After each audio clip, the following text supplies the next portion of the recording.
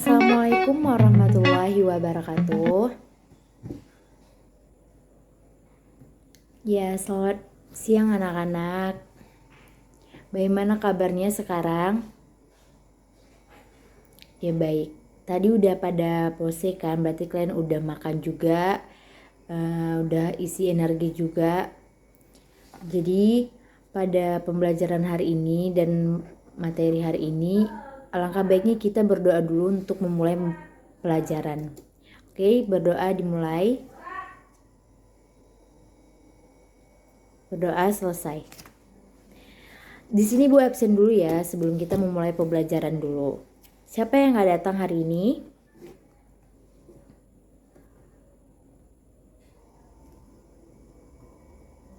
Aldi. Kenapa dia, Nak? Oh, sakit. Iya, emang sekarang emang lagi musim sakit. Keponakan ibu juga ada yang sakit demam dan flu. Jadi kalian harus waspada dan harus jaga kesehatan ya. Oke, baik. Pembelajaran hari ini kita mulai dengan materi yang minggu lalu, tapi ini ada persamaan juga seperti minggu lalu tentang sastra anak, dan sekarang kita akan mempelajari tentang strategi dalam mempelajari sastra secara ekspresif dan reseptif. Di sini ada yang tahu nggak apa itu yang kemarin Ibu bilang sastra anak? Ibu akan mengulang lagi pelajaran minggu lalu agar kalian mengerti dan nyambung apa yang Ibu pelajari hari ini. Ada yang tahu nggak apa itu sastra anak? Ya, boleh. Sastra anak itu juga bisa kita bilang seperti yang kemarin Ibu bilang. Sastra anak itu adalah bentuk kreasi imajinasi atau dengan paparasi dalam bahasa tertentu yang menggambarkan dunia rekaman atau menghadirkan pemahaman dan pengalaman tertentu, dan mengandung nilai estetika tertentu untuk bisa membuat kita itu atau anak-anak bisa menjadi lebih dewasa. Di sini juga ada manfaat dari sastra anak. Kemarin minggu lalu juga Ibu ada menjelaskan tentang manfaat sastra anak. Di sini Ibu akan membacakan manfaat dalam strategi mempelajari sastra secara ekspresif dan reseptif. Yang pertama itu di sini Ibu akan menjelaskan tentang pengalaman sastra yang diperoleh dalam kandung sebuah karya sastra. Yang pertama itu memberi kesenangan, di mana dalam sastra anak itu kita sebagai ibu nih, sebagai guru harus memberi kalian kesenangan dalam mempelajari sastra anak ini. Dan yang kedua, kesenangan, kegembiraan dan kenikmatan dalam memproses pembelajaran agar kalian bisa menyukai pelajaran sastra anak tersebut.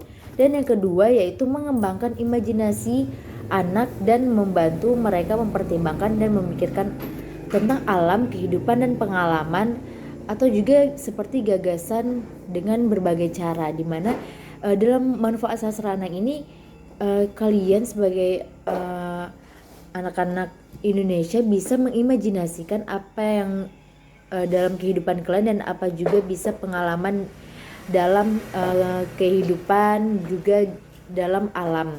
Dan yang nomor ketiga yaitu memberikan pengalaman baru yang seolah diresahkan dan didalami sendiri, di mana dalam manfaat sastra anak ini kalian bisa memanfaatkan tentang pengalaman hidup kalian, bisa juga pengalaman diri kalian untuk kalian bisa menceritakan dan menuliskan dalam sastra anak tersebut.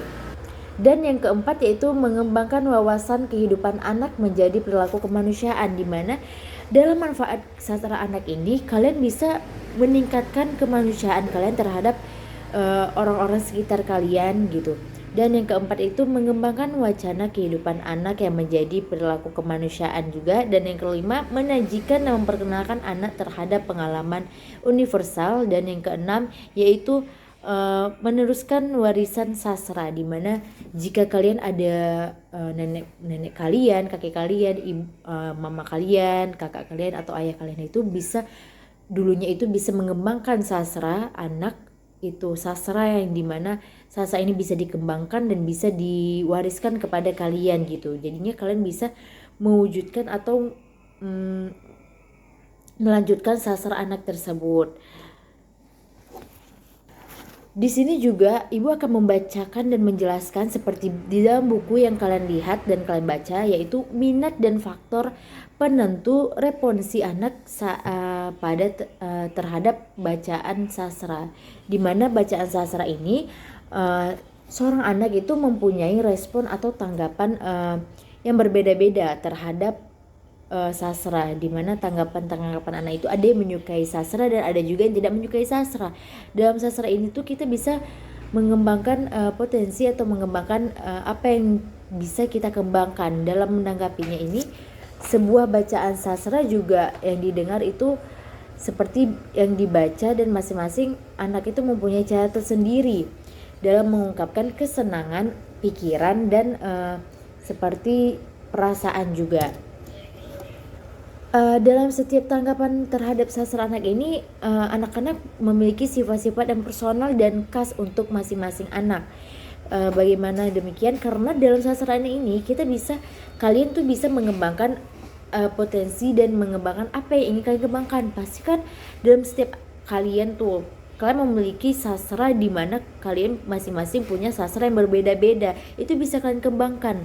Dan demikian juga setiap tanggapan itu bisa kalian refleksikan dalam bentuk pengalaman juga.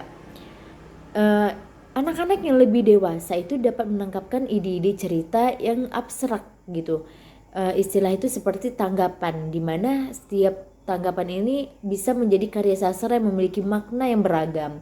Atau tanggapan juga bisa mengacu kepada sesuatu yang dikatakan atau dilakukan sesuai dengan pikiran dan perasaan tentang sastra gitu, seperti itu.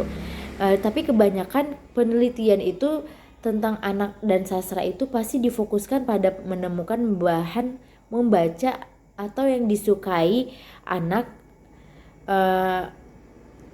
dan bisa juga minat dan kesukaan anak masih merupakan perhatian utama bagi guru gitu. Dan perwatakan orang tua juga, penerbitannya juga, dan toko buku. Setiap orang itu pasti kalian memilih buku-buku seperti anak-anak yang dapat melakukan dengan baik, di mana buku-buku itu bisa mengetahui mana yang mungkin cepat menarik perhatian dan mana juga yang tidak cepat menarik perhatian gitu. Bisa juga cepat memperkenalkan atau meningkatkan minat baca kalian gitu. Di sini manfaatnya itu banyak ya. Manfaat dan minat faktor-faktornya juga banyak. Di sini Ibu akan menjelaskan juga karakteristik dalam perkembangan kognitif pada anak profesional itu seperti cenderungnya meningkatkan perkembangan bahasa dan penentuan konsep, di mana pada tahap ini kalian itu anak-anak sudah melakukan proses simulasi, di mana simulasi ini mensimulasikan apa yang kalian dengar, apa yang kalian lihat, apa yang kalian rasakan, dan juga bisa menerima konsep baru ke dalam skema yang telah dimiliki pada masa ini. Juga ada beberapa minat dan faktornya. Yang pertama itu puisi anak, dimana karakteristik ini dimana dalam puisi anak ini ada memiliki karakteristik dan jenisnya. Puisi ini juga kita bisa ibaratkan seperti nyanyian tanpa notasi, di mana puisi juga merupakan karya sastra yang paling imajinasi dan mendalami mengenai alam sekitar dan diri sendiri, termasuk hubungan manusia dan Tuhan yang Maha Kuasa. Seperti minggu lalu Ibu menjelaskan tentang pengertian sastra anak dan manfaatnya juga, yang Ibu bilang tadi ada puisi, prosa, dan ada juga drama. Puisi juga memiliki irama ya, yang irama indah dan bisa juga ringkasan dan tepatnya itu lebih menyentuh perasaan dan juga bisa membuat kita senang dan bahagia juga, dan bisa membuat kita sedih juga dalam puisi tersebut. Di sini juga ada beberapa karakteristik dalam puisi, di mana puisi pertama itu ada karakteristik dalam puisi, di mana karakteristik ini memiliki beberapa karakter ya. Yang pertama itu puisi yang ditulis oleh orang dewasa untuk anak-anak, di mana puisi ini harus mengandung pentingnya dalam puisi orang dewasa itu untuk anak-anak, tapi dalam bahasa yang formal dan bisa dimengerti oleh anak-anak juga. Yang kedua itu ada karakteristik tentang puisi yang ditulis oleh anak-anak untuk konsumsi mereka sendiri, dimana dalam puisi ini kalian bisa mengerti apa makna dan tujuan dalam puisi tersebut. Cuma kalian lah yang bisa mengerti. Dan yang ketiga itu tampaknya dari dua pengertian yang Ibu jelaskan tentang karakteristik puisi itu tidak menjadi masalah dalam puisi, karena bertutur kepada kalian juga tentang alam juga bisa, kehidupan dalam bahasa puisi juga bisa. Di sini juga ada penjelasan tentang jenis puisi untuk anak-anak. Jenis-jenisnya itu pasti ada. Dalam konteks ini puisi untuk anak-anak itu bisa merekomendasikan ada beberapa ya, ada 7 tipe. Yang pertama itu yaitu balada, dan yang kedua itu puisi naratif, dan yang ketiga itu liris, dan yang keempat limerik, dan yang kelima sajak bebas, dan keenam haiku, dan yang ketujuh puisi konkret. Dimana dalam jenis-jenis puisi ini kalian bisa lihat di dalam buku kalian pengertiannya dan apa manfaatnya juga dalam jenis-jenis puisi tersebut. Balada yang seperti Ibu jelaskan tadi, ini Bu akan jelaskan tentang jenis-jenisnya. Balada, di mana balada ini merupakan puisi naratif yang telah diadaptasikan untuk nyanyian atau memberikan efek terhadap lagu. Dalam puisi ini kita juga bisa membuat kayak seperti nyanyian atau lagu, karena dalam karakteristik balada ini juga seringkali menggunakan repetisi atau rime dan bisa ditandai juga serta referensian yang kembali saat kita melakukan puisi balada tersebut dengan nyanyian. Dan yang kedua itu sajak atau puisi naratif, di mana puisi naratif ini merupakan salah satu bentuk puisi anak-anak, puisi kalian lah, yang dimana menceritakan suatu kejadian khusus atau episode cerita yang panjang. Dalam sajak ini juga kita bisa menceritakan tentang puisi ini tentang episode-episode cerita yang panjang juga, dan bisa juga yang pendek, dimana kita membuat jenis ini itu bisa berupa lirik juga bisa, soneta juga bisa, atau bisa dituliskan dalam bentuk sajak yang bebas. Tetapi persyaratan dalam sajak ini harus dipenuhi. Yang pertama itu kita harus menceritakan kisah atau cerita yang tertentu yang sebenarnya tidak ada di dalam cerita. Dan yang ketiga itu ada liris, di mana puisi liris ini adalah ketentuan yang dimana strukturnya itu memiliki unsur yang melodi, di mana mengemukakan batasan lirik sebagai karya sastra yang berisikan curahan perasaan pribadi, di mana lirik ini dalam puisi jenis lirik ini kita bisa mencurahkan apa yang dalam hati kita. Di sini Ibu mau nanya, sebelum Ibu lanjut gitu, di sini ada nggak yang menyukai puisi? Iya, ada yang suka ya, ada yang enggak. Tapi yang suka itu bagus, karena kita bisa meningkatkan hobi, atau juga bisa kita bilang kemampuan kita dalam puisi ini bisa kita tingkatkan kembali agar kita bisa menjadi anak bangsa Indonesia yang pandai dalam berpuisi, yang bagus, dan bisa bangga orang Indonesia memiliki anak-anak yang pintar dalam puisi. Di sini juga Ibu akan menjelaskan tentang limerik, di mana puisi limerik ini merupakan sajak 5 baris dengan barisan pertama itu, dan yang kedua itu beriman pada barisan ketiga. Ini seperti puisi dalam bentuk pantun ya, karena di pantun juga kita harus berisi 5 barisan, dan barisan ketiga itu harus bersifat persetujuan, di mana huruf-hurufnya atau huruf belakangnya itu harus sama gitu. Dan yang kelima, haiku, di mana jenis haiku ini salah satu bentuk puisi seperti Jepang pada umumnya Jepang, tapi dalam Jepang kuno yang berkembang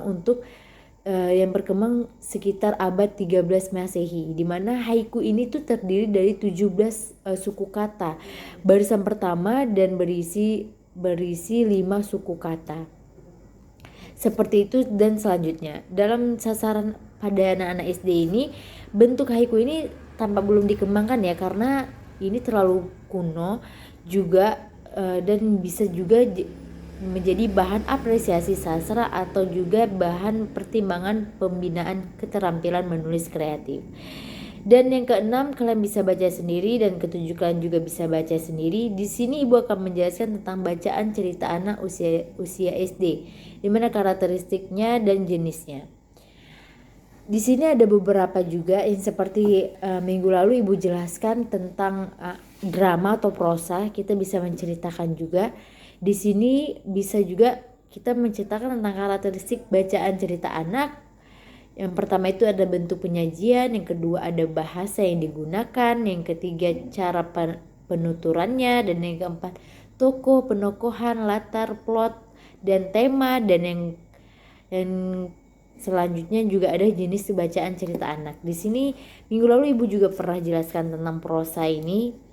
Di sini juga jenis bacaan cerita anak yang pertama itu ada cerita bergambar, karena dalam jenis bacaan itu anak itu biar bisa menarik perhatian dan suka membaca, kita harus dalam buku itu harus ada gambarnya. Contohnya itu seperti buku-buku yang informasinya itu seperti bukunya itu tapi bergambar tanpa kata, seperti media juga bisa ilustrasi dan wahana pencitraan. Dan yang kedua itu cerita rakyat.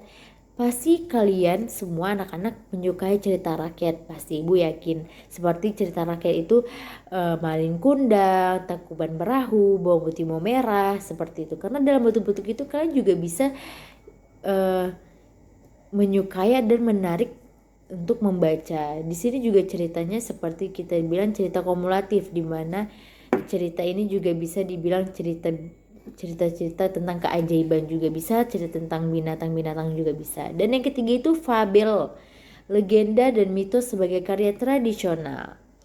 Dan yang keempat ada derita fantastik, jenis dan karakteristik, dan kelima fiksi, ilmu pengetahuan, dan yang keenam cerita sejarah, dan yang ketujuh biografi. Di sini biografi terbagi menjadi 2 ya dalam jenis karakteristik membaca ini pada anak ini. Yang pertama itu biografi ontetik, dan yang kedua biografi yang difiksikan. Di sini kalian bisa baca juga. Dan yang terakhir ibu akan menjelaskan tentang strategi pembelajaran sastra ekspresif dan reseptif. Di sini juga dalam sastra kita diajarkan dan diarahkan pada pengalaman bersastra kalian dulu terlebih dahulu, di mana pengalaman bersastra kalian ini lebih mengarah pada pengalaman secara reseptif dan juga bisa secara ekspresif.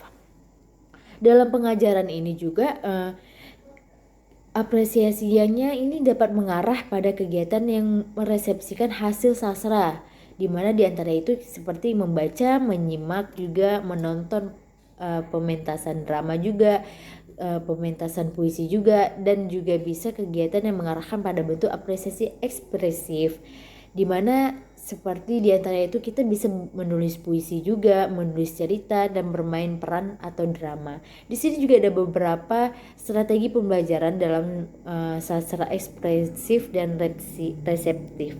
Yang pertama itu tentang pengajaran apresiasi puisi. Di situ kalian bisa baca penjelasannya juga. Dan yang kedua ada pengajaran apresiasi prosa dan drama sebagai suatu kegiatan reseptif dan ekspresif. Dan Yang di sini juga ada beberapa macam strateginya, yaitu strategi pengajaran prosa juga ada, pengajaran drama juga ada, tentang pengajaran puisi juga ada. Sampai sini apakah kalian paham anak-anak? Jika kalian tidak paham, kalian bisa bertanya, karena di sini ibu akan mengasihkan kalian tugas, di mana tugas ini juga membantu meningkatkan kalian agar kalian bisa lebih mengerti lagi apa itu prosa, drama, dan puisi dalam sastra anak ini. Jadi ibu akan mengasih kalian tugas untuk membuat puisi juga minggu lalu, tapi puisinya itu dalam satu kelas satu dan dramanya juga satu. Jadi kalian tuh semua bisa berkelompok kerjanya itu bersama-sama dan bisa mengerjakannya itu dengan baik juga. Oke, sampai sini pembelajarannya dulu. Apakah kalian, jika tidak ngerti, kita bisa lanjutkan minggu depan. Apabila ibu ada salah kata, ibu mohon maaf. Dan kita lebih baik mengakhiri pertemuan kita hari ini. Kita lebih baik berdoa dulu agar pembelajaran hari ini tuh bisa masuk ke dalam otak kalian dan bisa mengerti apa yang ibu sampaikan. Aldi bisa memimpin doanya dalam hati aja ya. Doa dimulai.